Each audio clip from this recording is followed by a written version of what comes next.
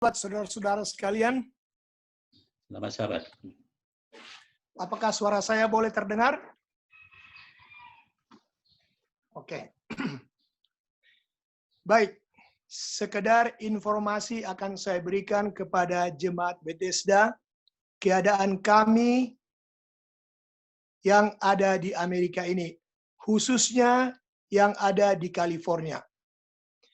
3 minggu yang lalu, California tercatat sebagai pemecah rekor di Amerika case of COVID-19. Jadi banyak perubahan-perubahan yang sudah terjadi lagi oleh karena COVID-19 memang lagi merebak di California. Hari Rabu jam 12 malam, pemerintah California secara resmi mengumumkan untuk menutup kembali fasilitas-fasilitas yang tadinya sudah dibuka. Jadi kepada jemaat Bethesda, tua-tua sidang, dan anggota-anggota, tolong doakan kami supaya California boleh bebas dari COVID-19 dalam waktu dekat. Saya mengucapkan terima kasih kepada pendeta yang sudah memberikan waktu bagi saya untuk menyampaikan pelayanan perorangan. Bagi kami yang tinggal di Amerika, istilahnya disebutkan personal ministry. Artinya penginjilan perorangan. Jadi saya akan membagikan kepada saudara-saudara sekalian pengalaman saya bagaimana menginjil. Sebelumnya, saya tidak tahu kalau Bapak R. Simbolon tadi memberikan keterangan atau pertanyaan di dalam pelajaran sekolah sahabat yang hampir sama dengan pelayanan perorangan yang akan saya bawakan pada sore hari ini. Mari kita sama-sama buka Alkitab kita, Galatia 6 ayat yang ke-10. Masih tanggang, apakah masih mendengar suara saya? Oke. Galatia 6 ayat 10 bunyinya demikian. Karena itu, selama masih ada kesempatan bagi kita, marilah kita berbuat baik kepada semua orang. Saya tidak akan akhiri ayat ini, tapi saya ingin memberikan sedikit penjelasan. Rasul Paulus mengatakan kepada jemaat di Galatia, karena itu selama masih ada kesempatan bagi kita, marilah kita berbuat baik. Kalau kita coba renungkan ayat ini, berarti ada saatnya bagi kita nanti untuk tidak dapat lagi berbuat baik. Jadi saudaraku, semasa kita masih mempunyai kehidupan yang Tuhan izinkan di atas dunia ini, sekaranglah waktunya kita berbuat baik. Makanya saya katakan tadi Bapak R. Simbolon mengatakan, saya selalu berbuat baik. Saya ingin garis bawahi kata-kata Bapak Simbolon tadi, selalu. Inilah umat Tuhan. Selalu berbuat baik, berarti dalam arti tidak berkeputusan. Seringkali kita berbuat baik, tapi hilang ke belakangnya. Tetapi kesaksian Bapak Simbolon tadi, saya senang dengan kata-kata selalu itu. Saudaraku, kita tidak tahu waktu kita kapan akan berakhir. Selangkah di depan kita maut menunggu. Rasul Paulus sudah mengamarkan kepada kita, semasih ada waktu. Saudara ditekankan oleh Rasul Paulus, selagi masih ada waktu. Berarti ada saatnya bagi kita untuk tidak dapat melakukan hal yang baik lagi. Saya akan lanjutkan sampai seterusnya. Tetapi terutama kepada kawan-kawan kita seiman. Ayat ini kalau kita baca dari pertama sampai akhir seperti ada kejanggalan. Kenapa saudara-saudaraku? Tadi dikatakan, karena itu selama masih ada kesempatan bagi kita, marilah kita berbuat baik kepada semua orang. Tetapi tiba-tiba Rasul Paulus mengatakan, tetapi terutama.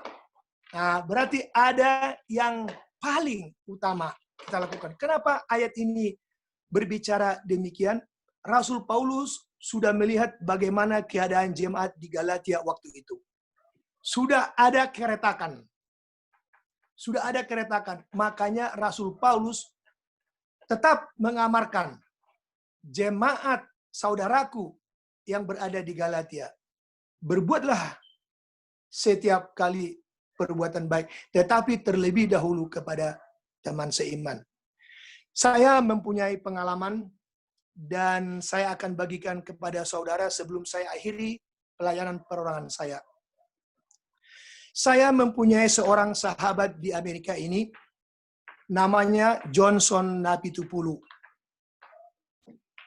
Dia menikah dengan seorang istri, namanya Glenna Situmorang, mempunyai seorang anak perempuan.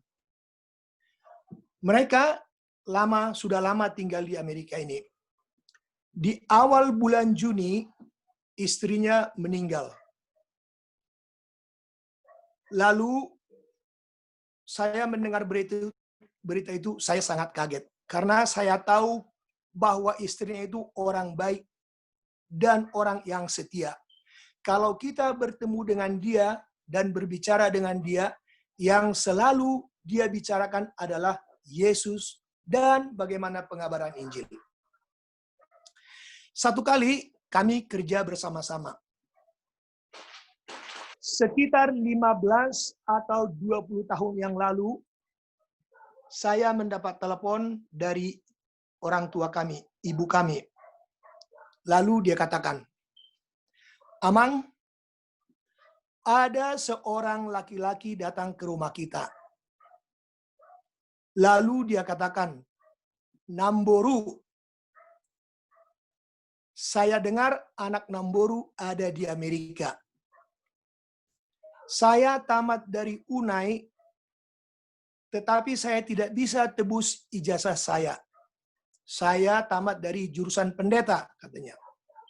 Kalau boleh Namboru, tolonglah usahakan supaya anak Namboru itu boleh membantu saya, katanya.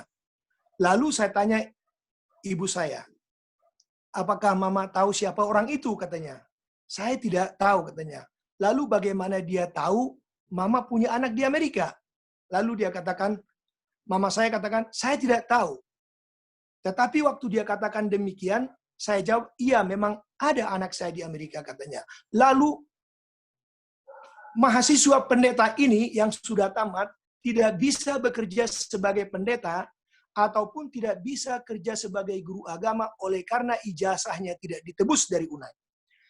Lalu mama saya mengatakan, tolonglah bantu. Waktu itu biayanya saya tidak sanggup untuk membantu saya sendiri. Lalu saya bertemu dengan Ibu Glenna Situmorang yang baru meninggal itu. Saya katakan begini, Ito, ada seorang pendeta yang tamat dari UNAI, mempunyai anak 2. Dia tidak bisa tebus ijazahnya, oleh karena dia masih punya hutang. Lalu dia butuh bantuan sekitar waktu itu $450. Lalu saya bilang, saya ingin membantu dia, tapi saya tidak mampu semua. Bagaimana kalau itu bisa bantu saya? Saya bilang. Lalu Ibu Glenna Situmorang ini, Nyonya Napitupulu katakan, biaya itu setengah dari saya. Lalu saya bilang, puji Tuhan itu, saya bilang. Puji Tuhan, saya bilang. Ibu ini dulu bekerja sebagai sekretaris di English School Advent yang ada di Jakarta. Jadi dia memang ada berhubungan dengan ketua uni, sekretaris uni, bendahara uni. Jadi memang dia mendapat iman atau bimbingan dari pimpinan-pimpinan kita sehingga sampai pada dia di Amerika ini hidupnya dia baktikan untuk membantu orang. Akhirnya kami kirimkan itu uang. Lalu saya katakan kepada ibu saya, "Ma, ada orang yang membantu saya. Lalu ini nomor teleponnya.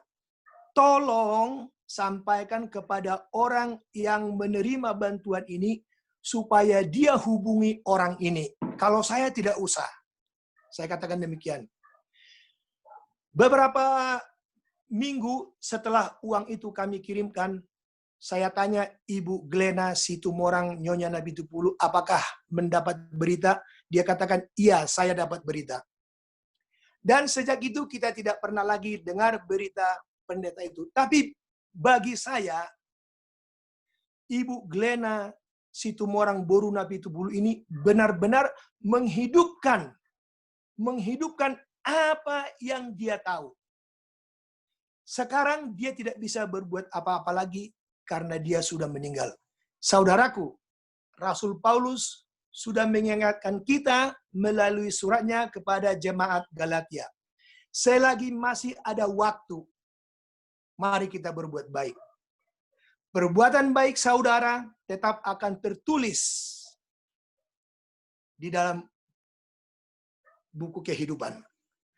Dan kita harus pertahankan saudaraku itu sampai Yesus datang. Inilah yang menjadi doa dan harapan kita. Amin.